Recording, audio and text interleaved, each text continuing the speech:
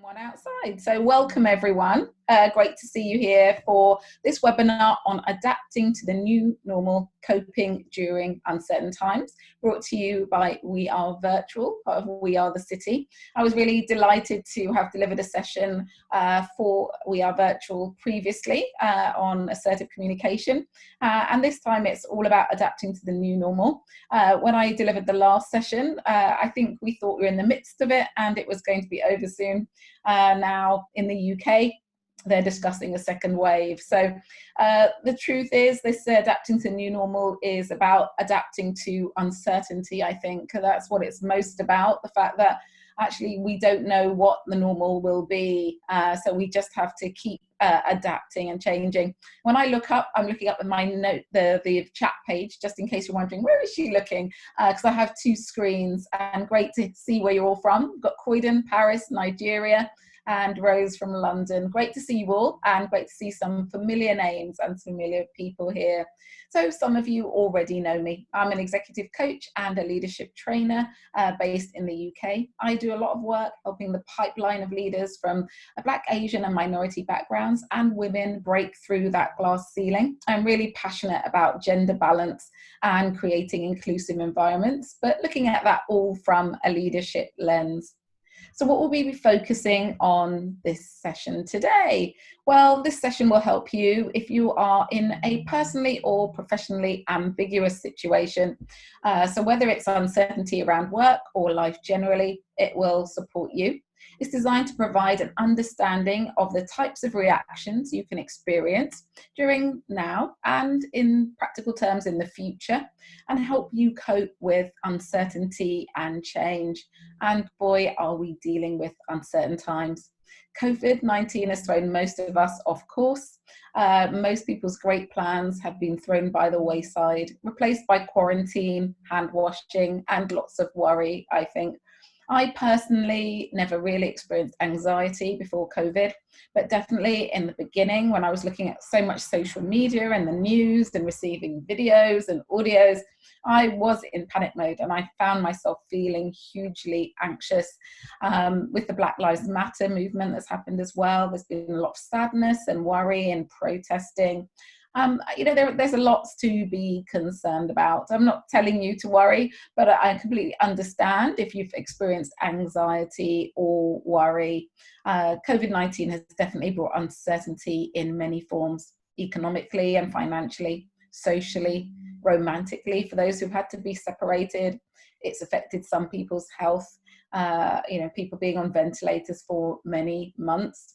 It's affected us politically. Everyone's looking at Boris Johnson in a different light, whether they voted for him or not, and also impacted your work. And some of you may be going back into the workplace and you might be concerned about it. However, I do believe there was an announcement today. I haven't watched the news, but I think they're announcing that anyone who can work from home really should, with the fact that the numbers are increasing exponentially.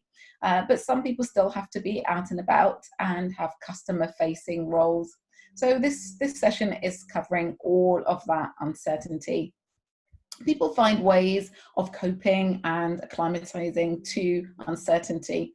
And certainly the anticipation of uncertainty has a worse effect than anything else, including the event itself, because the event might not actually happen. The thing that you're most concerned about or worried about might not actually happen. So I'm going to ask you to share in the chat, what are the major issues that you're experiencing during these uncertain times? Now, what are the big things that are bothering you right now? If you could just type a few of them in the chat, that would be great.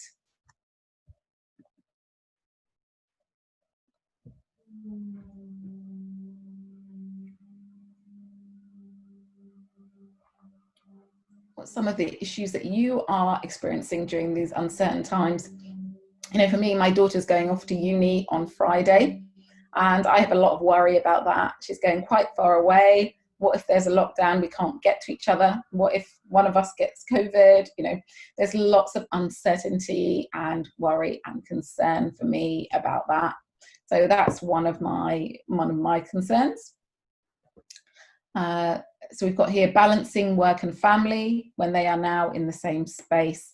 Yeah, that's really challenging, having to do that. Some people are homeschooling alongside working. It's really difficult. The future of work. Yeah, what is it going to look like? What are the jobs of the future? Are all of our jobs going to be taken over by robots and artificial intelligence? Is there work for us to do? And yeah, and what does it look like? Will we even enjoy it? I know some people, one of my clients that I was coaching sort of said they can't bear the online world. They can do their job, but they hate it. So for some people, it takes the joy and the love out of the work. And for other people, the job just isn't relevant. And we also have here starting a new job virtually.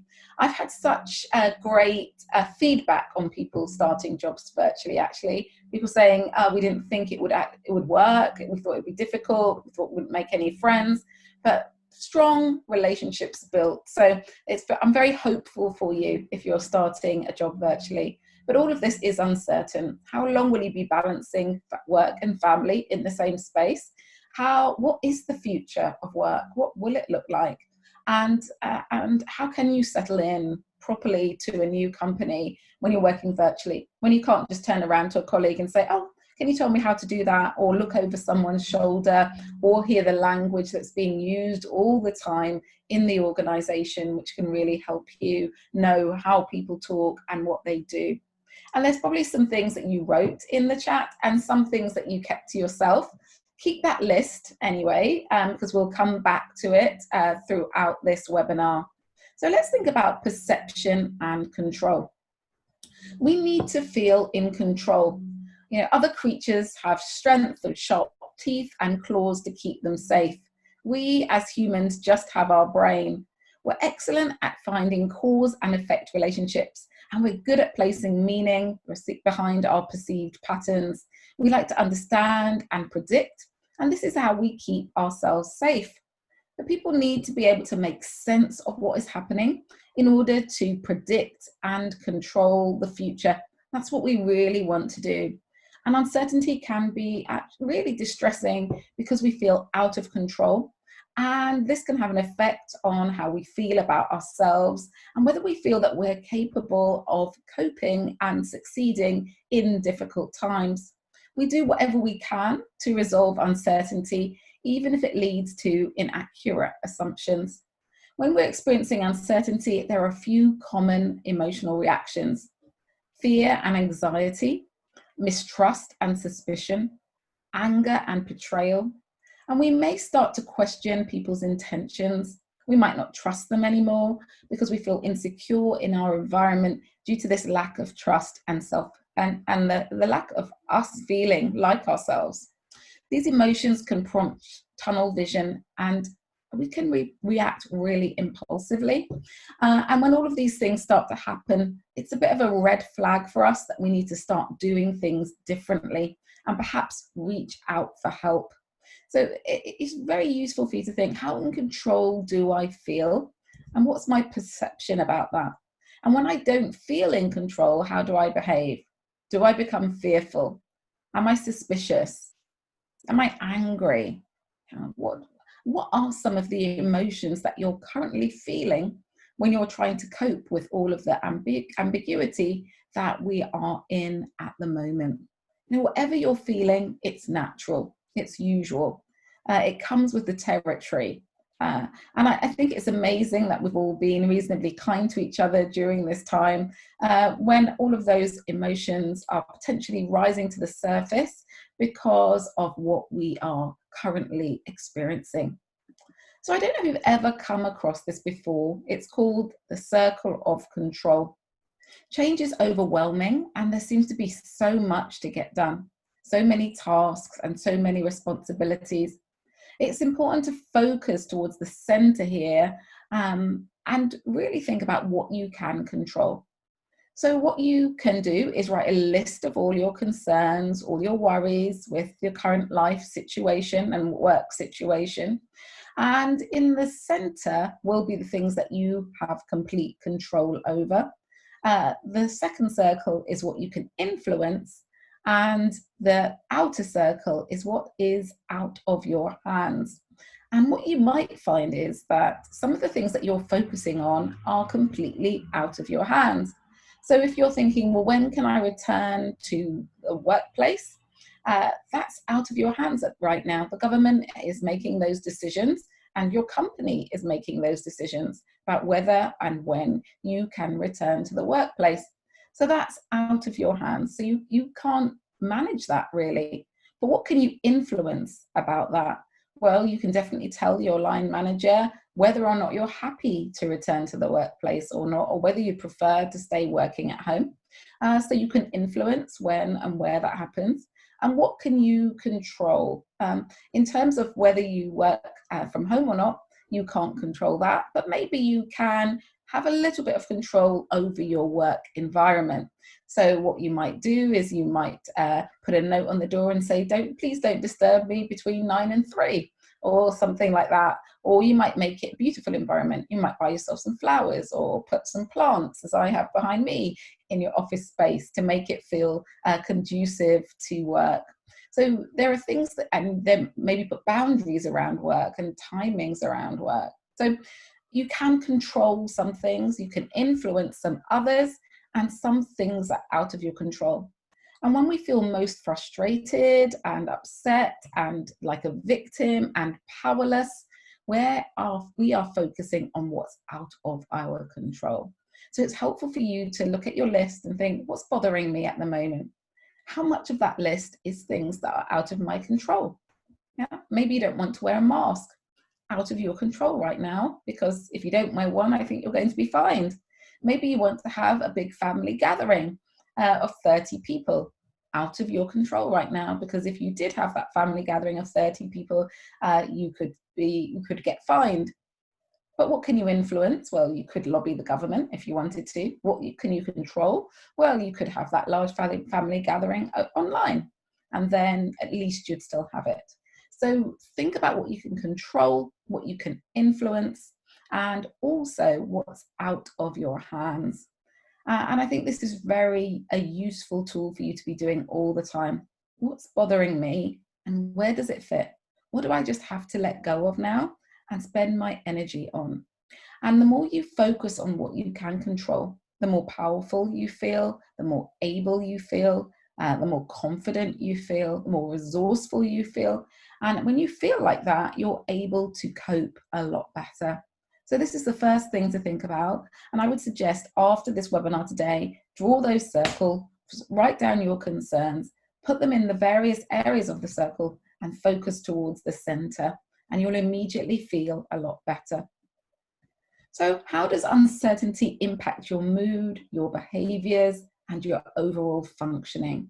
Now do type in the chat, how is it impacting your mood, your behaviors, and your overall functioning? Just give you a moment to do that.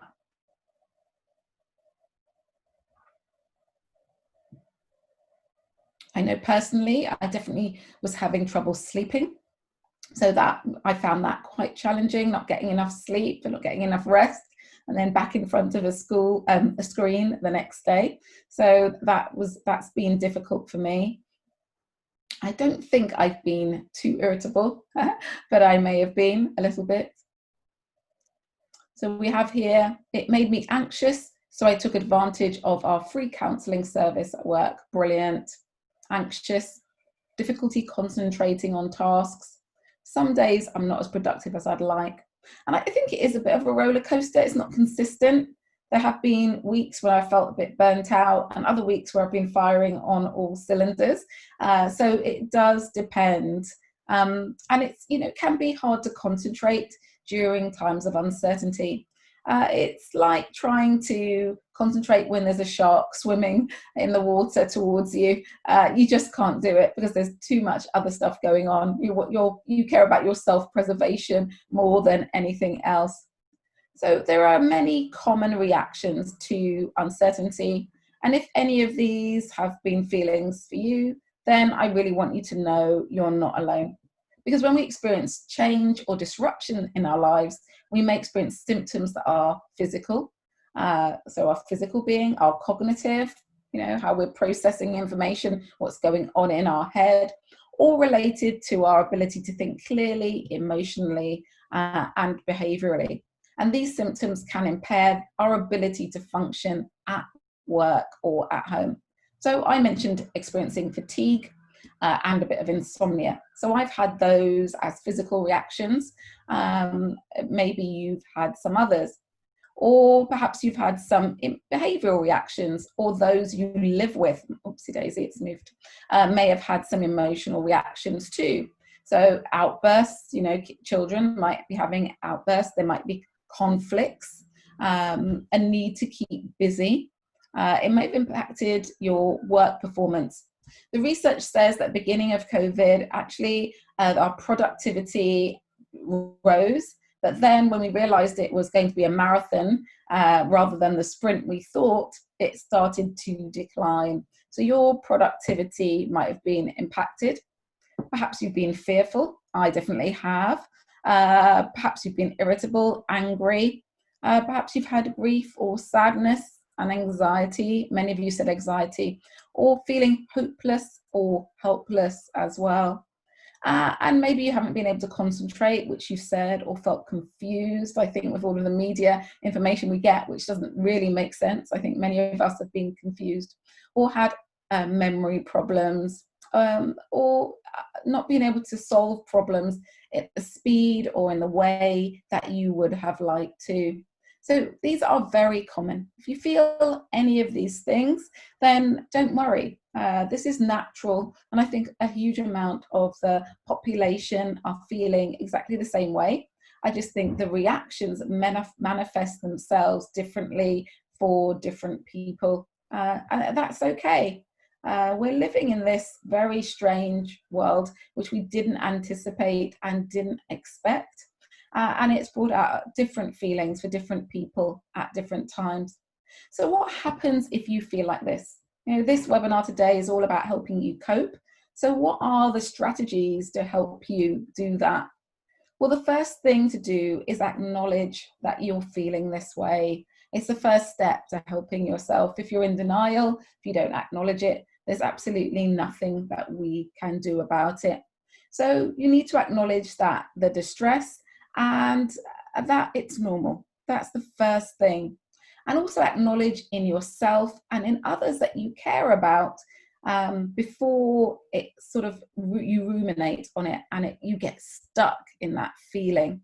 So you need to ask yourself what's happening and what are you feeling? And you might ask others in your family what's happening for you and what are you feeling at the moment if you start to notice that someone in your family is not doing too well. Verbalizing it out loud is important to do. So actually speaking it and sharing it, because it becomes more real when you do that. For some people, perhaps you live alone and there's no one to share with. Journaling can be a really helpful way to share how you're feeling and help process those feelings too. So journaling is a great tool to help you through any difficult situation.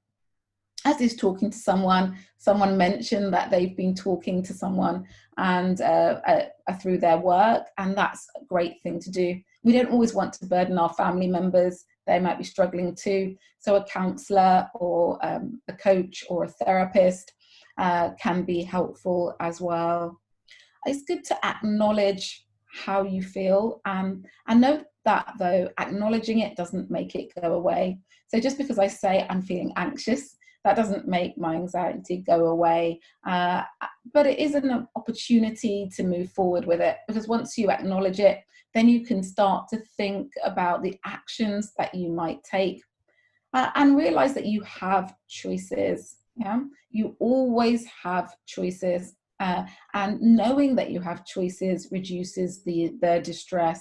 I was actually talking to someone today who's experiencing some financial difficulty, and they were seeing one route. There's only one way that they could solve this problem, and there was a brick wall in front of them. And through our conversation, they started to realize actually there's a lot of choices out there. They might not be the ideal choice, but there are choices. And when you know you have choices and you can start to exercise choice, you start to move yourself back into that center, into that control area where you have a bit more power and control over your own situation. So it's important to do that, acknowledge it, and then start to have some agency around it. So another question for you. How have you coped with uncertainty in the past, and what can that teach you? I don't expect you to answer that in the chat, but I do want you to think about that. How have you coped with uncertainty in the past, and what can it teach you? You know, I don't think you would have ever experienced COVID-19 before, or a global pandemic, because I don't think anything like this has happened in most people's lifetime. But you might have experienced something that you can draw on. So, for example, have you had financial hardship before? If you're experiencing financial hardship now, have you started a job before? Yes, you have. Have you found it difficult to balance work and life before? Potentially you have. And you can draw on these skills, on the qualities that you've used in the past, because it will have something to teach you. No situation is ever the same. And so the useful thing to remember as well is that even if you have experienced something similar before, you have so much more now, so much more knowledge, so much more resource, so much more experience that can help you. So for example, I was coaching one of my clients recently. She was having to apply for a job in a restructure, and potentially she could have been made redundant. And she really didn't like the idea of that. And she said, oh gosh, I remember when I was made redundant before, I don't want to go through that. It was really hard. I've worked myself up into a position now where, you know, this shouldn't be the case. And it was really helpful for us to unpack the fact that when she was made redundant a number of years before, she didn't have all the skills and knowledge and experience she has now. Even if her role, not her, was made redundant again, actually she has so much more to offer, and so much more in terms of her coping mechanisms, her network, her skills, that she would not be in the same situation. So this is a very helpful thing for you to consider. How have I coped with uncertainty in the past? And what can it teach me? And what do I have now that I didn't have then that can help, and that can help me feel resourceful? So this is a question I want you to write in your notebook, or type into your phone, or on your computer, whatever you're using, and keep reflecting on. It might be a question that you want to journal on. Yeah? What can it teach me? Because you'll have so much more to offer, and so much more in your toolkit now. And also, you got through it last time. Take heart in that. Whatever the difficult situation was, you got through it, and you will get through this one. So it helps reinforce and remind you of that. So I've got a few scenarios here, and I was really focusing on you going back to work. So I'd love it if we could just go through these, because the situation may occur when you do need to go back into the office at some point. Firstly, whatever your situation, this isn't forever, it's just right now. Yeah? People say this too will pass. Whatever the situation, it's not forever. So I've got a few scenarios, and I just want to go through them with you. And I think even if you're not going back to the office, they'll help you in different situations, because I think we have to think about the social etiquette around our life situation at the moment. So your colleague walks right up to you and doesn't observe social distancing. What can you do? Do type in the chat. Your colleague walks right up to you and doesn't observe social distancing. This happens in so many situations. It could be that you're in the supermarket and someone doesn't observe social distancing. You're walking along the street and someone doesn't observe social distancing. What do you do? So type in the chat what you think you can do in this scenario.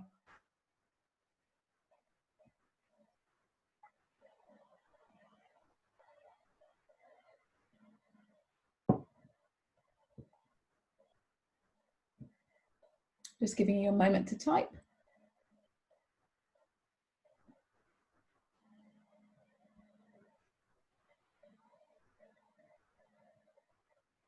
Wear a badge asking people to keep 2 meters away. Yeah, great, lovely. So school mums, exclamation mark, panic, edge away, worry about feeling rude. Yeah, So it's difficult, isn't it? Because you don't want to be rude to people that you know.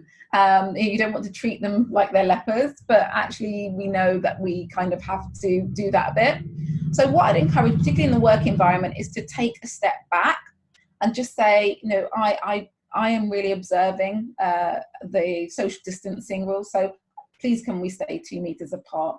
So always just take a step back so they know not to keep coming forward, and let them know what you're doing.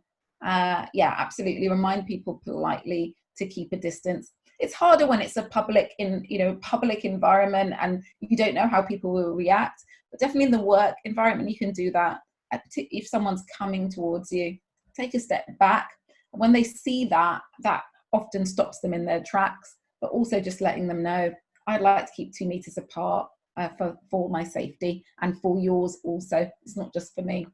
So the second one, you see a colleague coughing and sneezing and they don't look well. What do you do in that situation?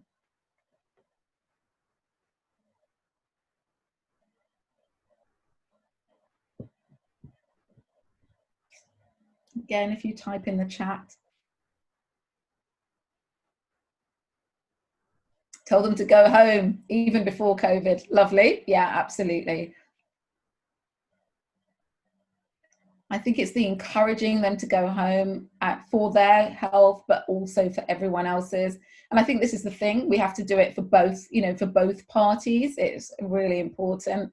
And not I think the encourage to go home is actually, you need to go home. So it might be that you need to speak to your line manager to tell them to go home, because if they're not going to be encouraged and they have come into work coughing and sneezing, then they have to be told to do so, rather than put everyone at risk. So the third one here, your line manager invites you to lunch and indoor seating is the only option. What would you do here?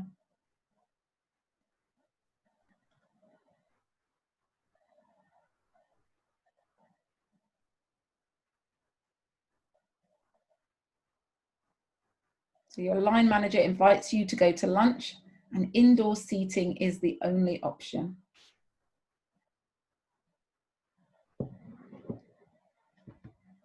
Tell them to go home before COVID. I would probably have lunch. Okay, you would probably have lunch with the person. Explain and divert both of you to take away sandwich shop. Yeah, I mean, if you feel uncomfortable being indoors, then you need to let them know. Of course, some people, we all have different levels of comfort, but if it feels uncomfortable to you, I think you need to advise them and just say, I'd really like to have lunch, but I don't feel comfortable being indoors at the moment. Is there an outdoor option? Is there a sandwich we can have together? I want to, neither of us get COVID, so we can carry on doing our job. So absolutely, the diverting them to something else, or can we order something in and have it in the office if we're in here anyway? So find another option without making them feel disappointed that you don't want to have lunch with them. And the last one, an important client visits the office and reaches out to shake your hand when they arrive. What do you do? What do you do in this situation?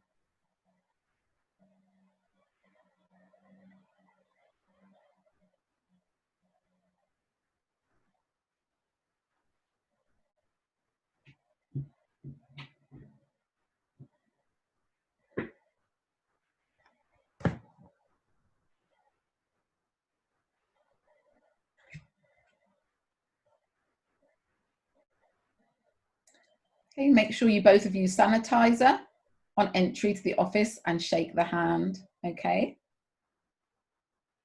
so that's definitely one option.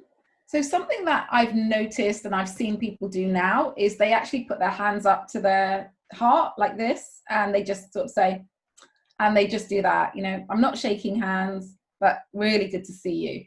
And that can be a nice way to do it, because we're being advised not to shake hands. It's a big spreader, apparently. And why do something that you don't feel comfortable with? How can you guarantee that you've both used sanitizer and not touched anything since? And also the worry that you might touch your face or someone else afterwards. So I think taking your hands, removing your hands is a good thing to do, and just but acknowledging, saying I'm not shaking hands, but you know, this is how I'm doing it at the moment, and letting them know. We've got some suggestions here. Keep it polite and light, and offer an elbow instead. The thing about the elbow is you're still not 2 meters apart when you do that. So you could do the elbow, but actually you do end up being quite close together when you do that. Speak out and say no handshake. Yeah, lovely. Have a sign for guests to say no handshake. So some good examples there. So I think it's useful to think of these situations, because when you think of them in advance, they're not so anxiety inducing. Whereas when they hit you and you think, oh, I don't know what to do in this situation, I don't want to offend anyone, but I also don't want to get ill. So if you are returning to the office or returning to environments that you don't feel comfortable, then what I encourage you to do is really prepare yourself. Think of the different eventualities. Think about what you do have control over, and it will help you to go through these situations in a more comfortable way. It might not remove all anxiety, but it will help. When we're thinking, when we're feeling uncomfortable and we're feeling anxious, then it's really important to take care of ourselves. Self-care is an important aspect of this, because it is exhausting. It is stressful for us not to be able to know what's going to happen next, know what we'll be dealing with. And as a result, it takes its toll on us. So just some tips for you. Be cautious about using avoidance coping, such as withdrawal or relying on alcohol. So, you know, don't withdraw from the friends and family around you, because you think, if I avoid it and pretend it's not happening, then it will disappear, because we do need their support. And don't rely on things like alcohol or overeating or taking recreational drugs. They will ease the pain in the short term, but in the long term, you're going to have another problem. Try to avoid too much of the media, whether that's social media or TV. That might heighten the uncertainty and provide additional information. So, you know, they might not provide additional information, but just feed the anxiety. So I encourage you to think about how you manage how much media that you take on, and also choose your battles wisely. What do I need to accept versus what don't I need to accept? What can I let go of? You know, every battle doesn't have to be taken on. Some we just leave and think it's not that important in the big scale of things. And try to maintain your usual routine as much as possible to give you that stability. And also you can develop new routines, things that help you relax and decompress, walks that you can take. I've taking lots of walks by my local canal. I find it really helpful. I've got sort of a route I take, which I love doing. Deep breathing and relaxation can help as well. Taking yourself to a serene place. So imagining somewhere that's calming and that's beautiful, whether that's a snow-capped mountain, or whether it's by the beach, or whether it's somewhere very green. Just imagining yourself in that place, closing your eyes, thinking about the sights, the smells, the sounds, you know, all of those things, thinking about what you'll be wearing, who will be with you. That can really help you relax. And things like meditation, deep breathing exercises, yoga, or whatever relaxation method works for you can work really well as well. So I'm just reading this. One issue that may affect people at work is school, sending kids home with colds. The entire family needs to self-isolate. Employees and employers need to be compassionate and be ready.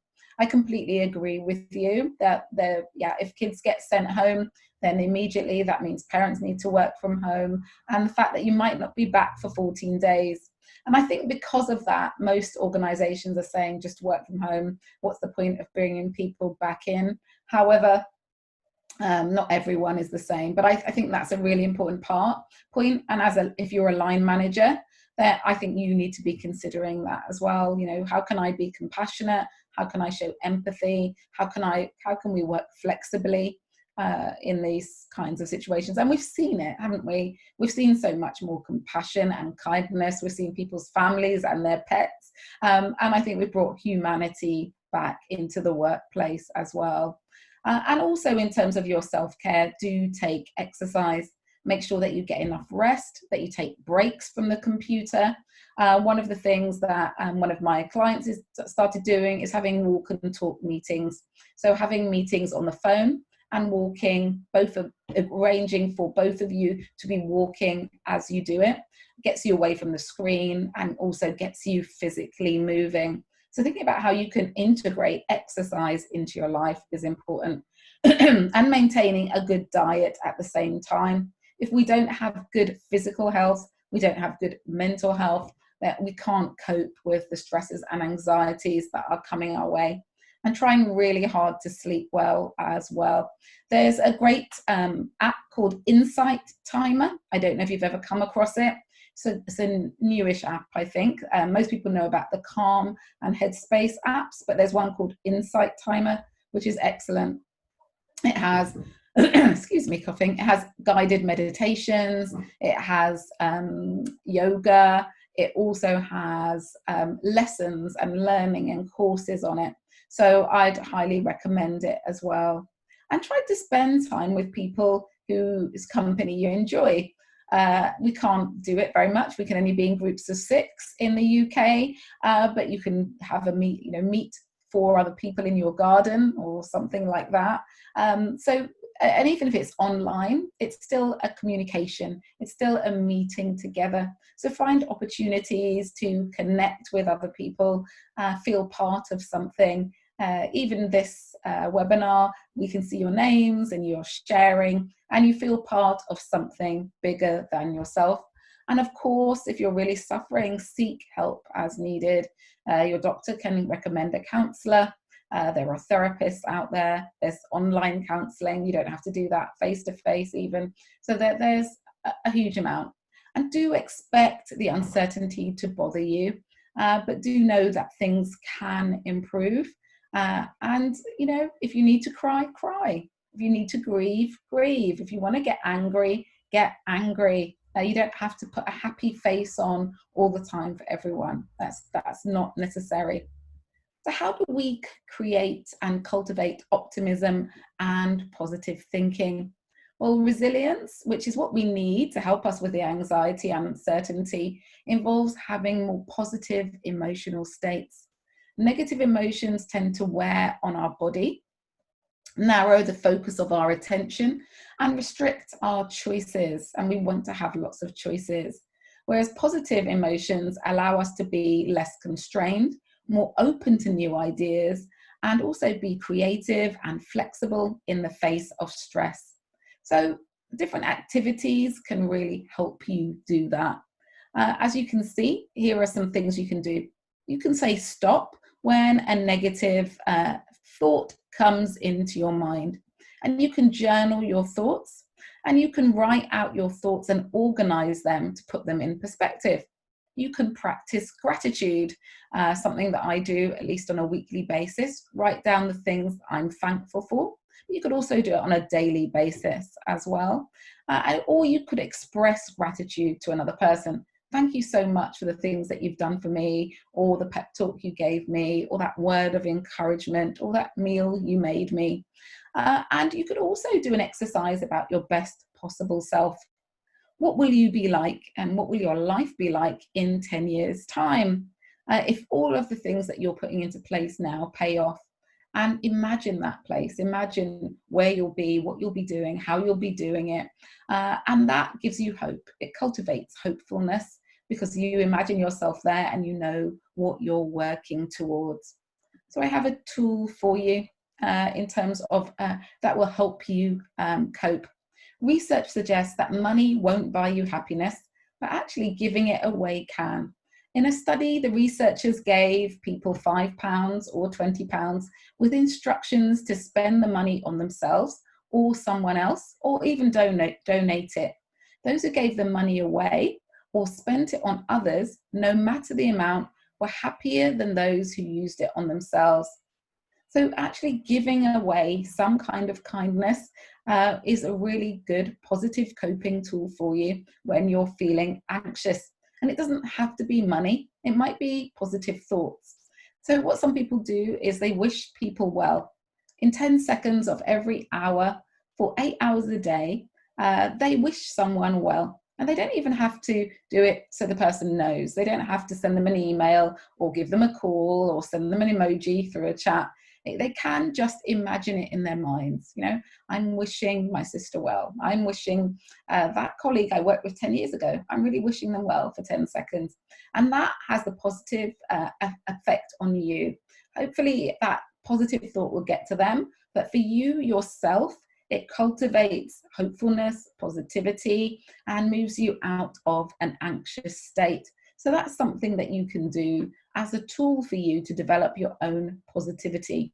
You could also volunteer or support people. I know that there were, when initially COVID happened, the government asked for lots of volunteers. We had them, and I don't think those volunteers were employed, but there might be something more local that you can do in your community. Maybe there are elderly people who could do with a positive word, and you might just have to give them a call. You might not even have to leave their house.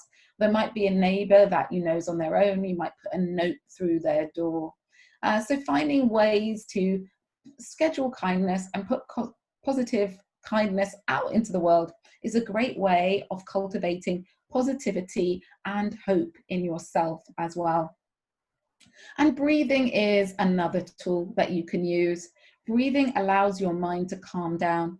Most people stop breathing or breathe in a shallow manner when they're stressed, but deep breathing or breathing from your diaphragm or abdomen provides a greatest volume of oxygen into your lungs and enables you to calm. Eckhart Tolle, a great author of a book called The Power of Now, says that you cannot focus on anything else when you focus on your breath. And if you cannot focus on your stresses, then it gives you a break from them and allows your body to replenish and feel better. So this is the way to breathe deeply. You yawn first of all and exhale, and then you put your hand just above your navel and you breathe in, and your tummy should expand. And then when you breathe out, your tummy should contract.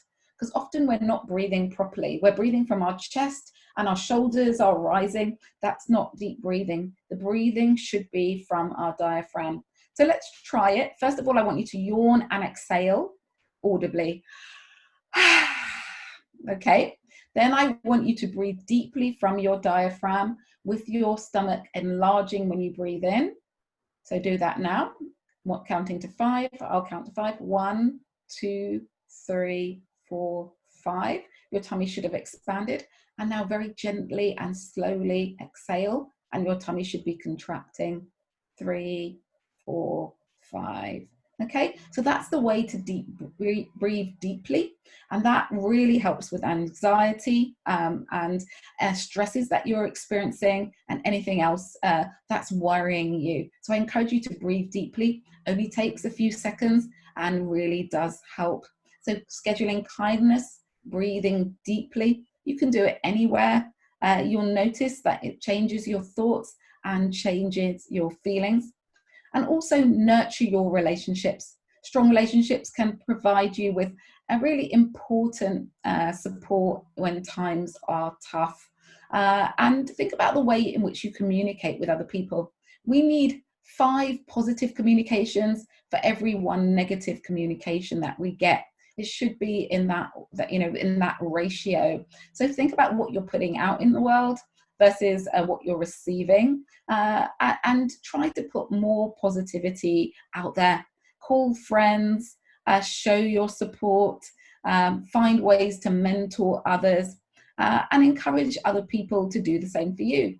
If someone's being very negative, ask them what positive things they might want to share with you. What are the good things about me if you're saying all the terrible things, because you need those to balance them out. So think about that. Can I show appreciation? Can I show some affection? How can I show my support versus criticism and demeaning other people? And this nurtures your relationships, and it means that you'll have a great support network around you. Just checking the time, it's going very quickly. So do post any questions that you have in the chat. I don't think we share the presentation in a PDF. I think what we do is we record this, it's all recorded, and you'll get a copy of it. So some last tips for you, and please, you can put your questions in the Q&A section rather than the chat, and I'll make sure I address them. So this model is called OR. Observing, accepting, and responding. So what happens when you are in the grip of worry and you're finding it really hard to take deep breaths, express kindness, look after your physical and your mental well-being, and you're just in the grip of it? What can you do? Well, I think the first thing to do is acknowledge that you are worrying. Observe that those worrisome thoughts are there. Don't ignore them or pretend that it isn't happening.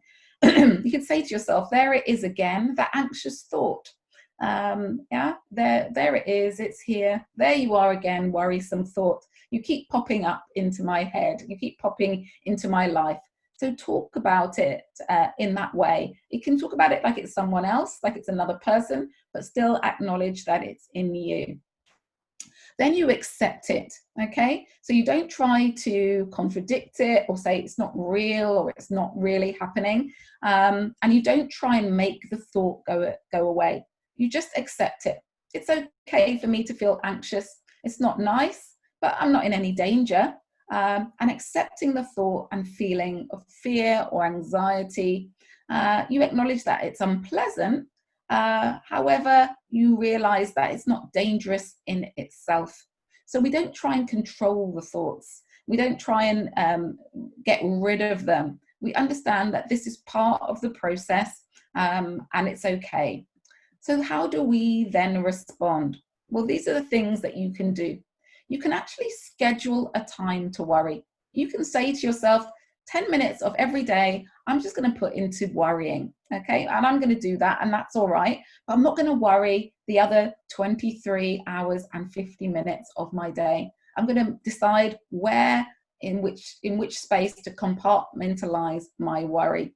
So you could spend 10 minutes a day worrying. And when you do, you devote full attention to worrying. You're not doing anything else. You're not showering, you're not cleaning, you're not driving, you're not watching TV. This is your worry time. You can recite all of those what if questions. What if I lose my job? What if I crash my car? What if I can't afford the mortgage? What if, all of those things, and get them all out on the table in that time.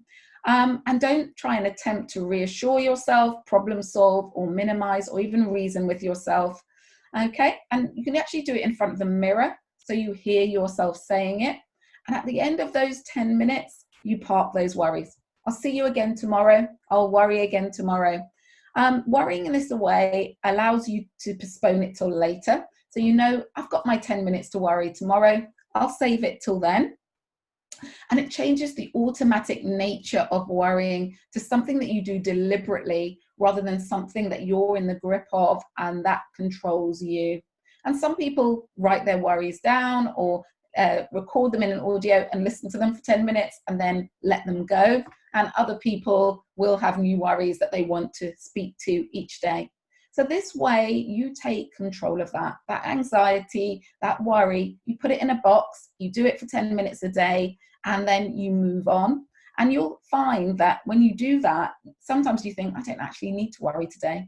I've minimized those worries by putting them in that box. And it's not that important to me to worry anymore. And it really works for you. So you can move out of needing to schedule it. So you might do it for a few weeks, even months, and then you might find, I just don't need to do this anymore. It's not so important for me. And those worries don't have such a grip on me anymore. So I'm really happy now to answer any last questions that you might have. If you want to get in touch with me, my website is jennygarrett.global. I have lots of resources for managing work and life, for leading in organizations and navigating your career. I provide coaching, I provide online programs, In organizations, I provide programs that help the pipeline of leaders, whether women or those from Black, Asian, and minority backgrounds. I provide retreats. I have a book called Rocking Your Role, which is a guide to success for female breadwinners. And I also have a social enterprise called Rocking Your Teens that supports teenagers. So do get in touch. If I can help in any way, I will do. And I also have a video series, 10 Steps to the More Resilient You. And it's 7 days of audios that you can, they're not audios, I don't know why I'm saying that, 7 days of videos that you can watch with tips on how to develop your resilience. So very happy now to answer any last questions that you might have. If there aren't any questions, I want to say thank you so much for your time and your attention today. I hope it was useful. I hope you've got some real strategies that you can take away that will bolster you through this difficult time. It's going to be around for a while, so we really do need to develop these strategies and find out how to cope. Thanks so much. Oh, thank you so much for saying that lovely feedback, all of you. I do appreciate it. Sorry, I've got a bit of a dry throat. I've been doing lots of talking today.